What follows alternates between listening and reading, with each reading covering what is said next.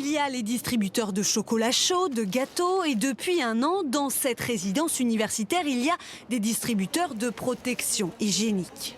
C'est pas dérangeant d'en prendre parce que c'est vrai que c'est un sujet assez tabou, on va dire, et que ce soit dans une laverie, à l'abri des regards, c'est vraiment bien. Je la récupère en même temps que je fais mon linge, donc ça permet que ce soit à l'abri des regards, que personne nous juge entre guillemets. Une initiative qui fait suite à l'annonce de la ministre de l'Enseignement supérieur le 23 février 2021 pour lutter contre la précarité menstruelle.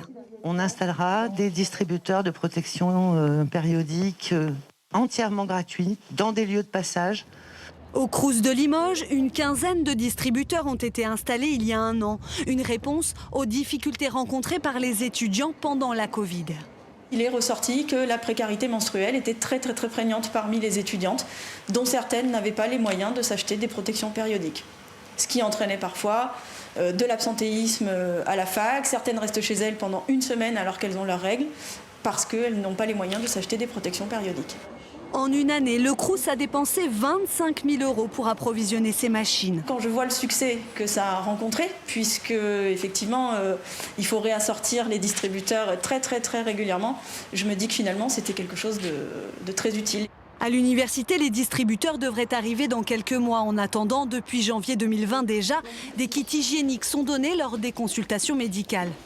Donc dans vos kits lavables, vous allez trouver 2 petites serviettes hygiéniques lavables comme on voit ici.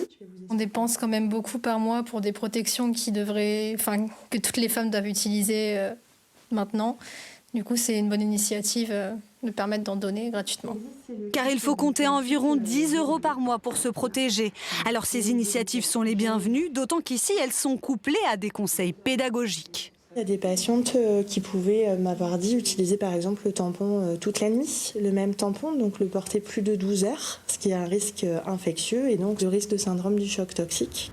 En France, elle serait près d'1,5 million de femmes à ne pas pouvoir se procurer régulièrement des protections périodiques.